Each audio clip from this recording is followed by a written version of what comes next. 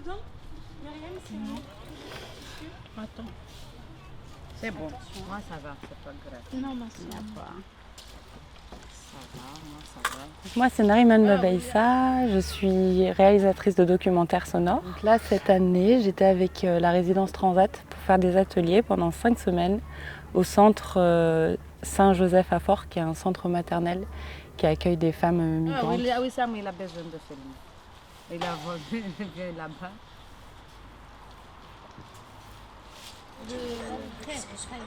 Michel Fil. Ah. Rafine. Ok les filles, les enfants ils vont faire des dessins sur celle-là et ensuite on va coudre celle des enfants à la main. D'accord. Nariman, il donne un espace, une occasion pour donner, pour faire, par exemple, la peinture, la parle aussi, chante. Moi, je veux créer la poème pour son film. Ça, c'est une bonne occasion. Comme ça. Comme ça. Ah, Casse pas la tête. oui, c'est vrai. Et ben là, on est en train de coudre avec différents tissus la nappe sur laquelle on va s'asseoir demain. Donc on va aller à la plage. Et demain, pendant toute la résidence, on a fait des petits mots qu'on envoie à la mer avec des souhaits de qu'est-ce qu'on a envie pour le futur, pour nous, pour leurs enfants, pour leur situation administrative, pour tout. Et donc demain, comme on va aller faire cette procession sur la plage, et ben on a besoin d'un endroit où nous poser. Et du coup, c'est pour ça qu'on coud tout ensemble et bon bah c'est un peu, on unit chacune et on tisse nos parcours entre nous et on s'accroche les unes aux autres quoi. Comme la mer, c'était un peu une idée de film que j'avais à la base, de raconter l'histoire un peu de mes copines, de moi-même, qui sommes des femmes qui avons migré, souvent dans notre jeunesse ou même tardivement, et qui du coup ont un peu traversé la mer de différentes manières, hein, certaines en bateau, certaines par avion. Et du coup, cette idée de traverser la mer, de découvrir aussi plein de perspectives de vie et que ici comme là-bas, parfois les chemins de vie ne sont pas spécialement ceux attendus. Il y a une espèce de façon de prendre le large qui est métaphorique et qui est en fait de presque se transformer en mer. Une envie d'évasion ou une envie de partir symboliquement loin ou de changer de vie ou de changer de pays et d'avoir cette liberté de pouvoir au bout d'un moment se dissoudre complètement dans la mer pour devenir la personne qu'on a envie d'être ou bien de se libérer aussi de certaines choses, que ce soit de frontières, que ce soit de conditions de vie difficiles, que ce soit d'empêchements. Et voilà, c'était un peu ça, cette idée comme la mer.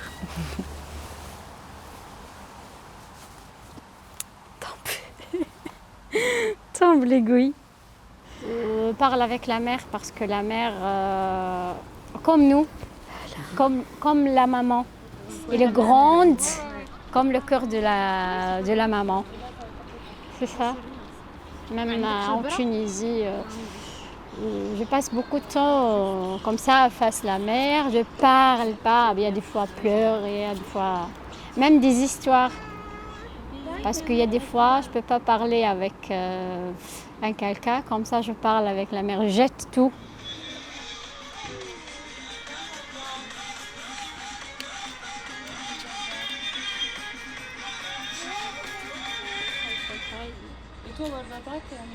Je m'appelle Wardata, je suis comorienne. Oui.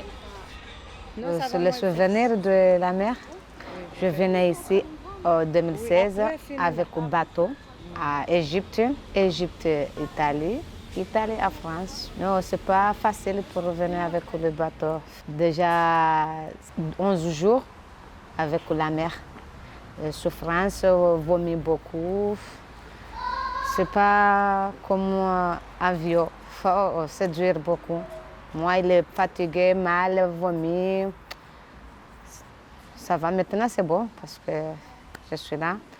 Déjà, il en a 5 enfants. Le 2 ici, le 3 au Comores.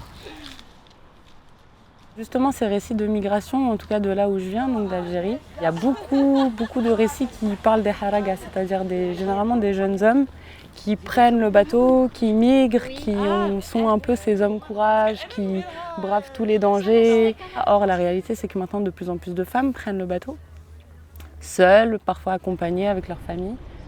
Et à mon avis, on l'entend moins aussi parce que généralement, une femme qui part, elle laisse des gens derrière.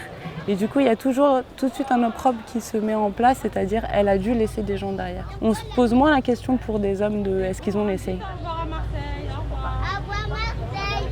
Oui, c'est Marseille. Et du coup, j'avais vraiment envie d'entendre ce récit-là aussi de femmes qui prennent le large et qui migrent et qui partent en exil. Et spécifiquement parce que aussi les récits de migration qui concernent les femmes sont différents et viennent à la croisée de beaucoup de formes d'oppression aussi. Le patriarcat, la violence conjugale, la violence aussi effectivement pour avoir les papiers. Une femme qui va venir, elle va certainement plus galérer parce qu'on ne va pas attendre d'elle qu'elle soit active. Et oui, on va les jeter dans l'eau.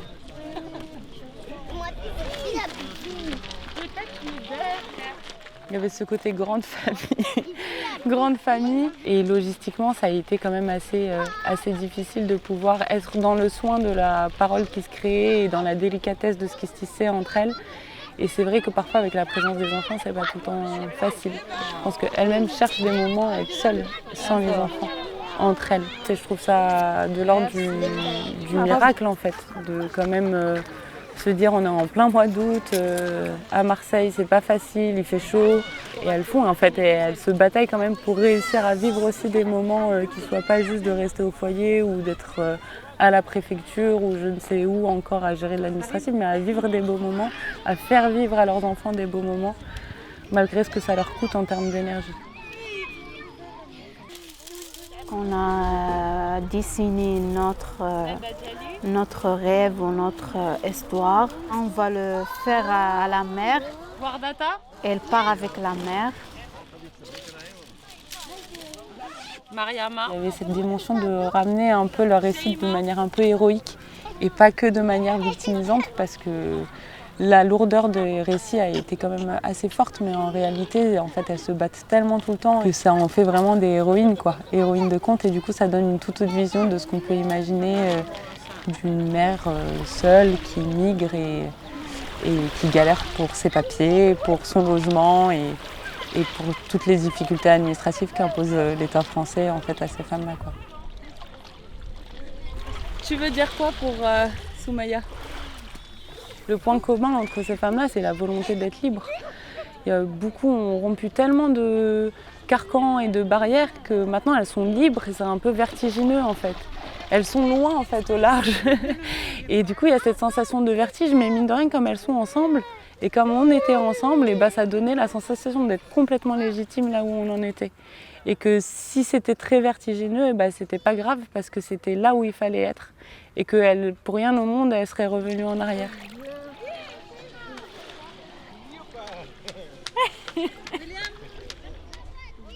Et pour moi aussi. Et pour toutes les femmes. Mère, entraide et conte. رايح وين مسافر تروح الدعية وتولي علموا العباد الغافلين قبلك وقبلي يا رايح لبلاد الناس شعال الدعية ما تجري وعد الغربة ولا انت ما تدري